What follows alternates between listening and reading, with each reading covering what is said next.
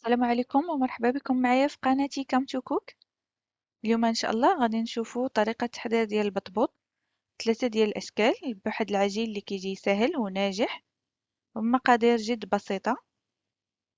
غير تبعوا معايا الفيديو من الاول حتى الاخير وما تنسونيش كذلك من لايك. نبداو على بركة الله. غادي نحتاجوا الدقيق الابيض، تقريبا نصف كيلو ديال الدقيق الابيض اللي ضفت ليها واحد الكأس ديال الفينو ولا داك السميد اللي كيكون رقيق. يعني عندنا نصف كيلو ديال الدقيق الابيض ولا الفورس وكأس ديال الفينو. عندنا 3 المعالق ديال بودرة الحليب، معلقة كبيرة ديال السكر سنيدة، قليل من الملح. عندنا كذلك واحد 4 كأس ديال الزيت، زيت نباتية، ومعلقة كبيرة ديال الخميرة ديال الخبز. اللي أول حاجة غنديروها هي غادي نخليوها تفاعل واحد شوية، نضيفو لها قليل من الماء وغادي نجمعو الخليط أولا العجين بالماء الدافئ. الخميرة غادي نضيف لها قليل من الماء وشوية ديال السكر سنيدة ونخليوها حتى كتفاعل شوية، ومن بعد نضيفوها للعجين ولا نضيفوها للدقيق.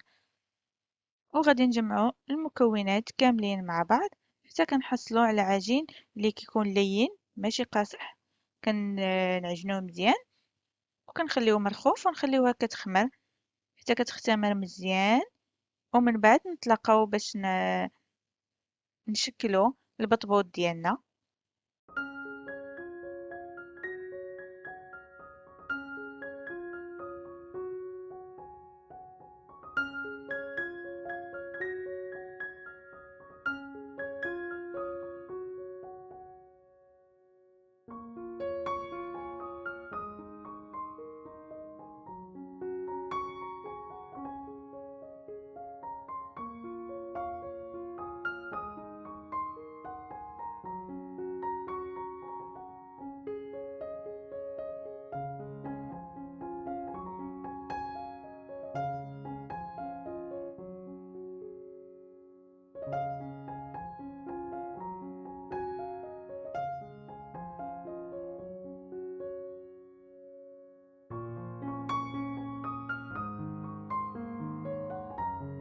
فمن بعد ما كتكون اختمرت لينا العجين جيدا كنحاولوا نشكلوها كرات صغار باش نديرو دي ميني بطبوط يكونوا صغيورين.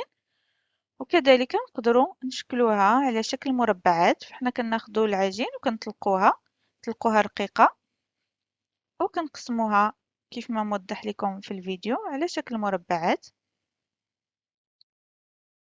وكنحطوها كتختمر على المرة الثانية ماشي بزاف، غير لو طون اللي غنكملو فيه العجين ديالنا كامل. من بعد غادي نطيبوها في المقلاة الخاصة بالبطبوط.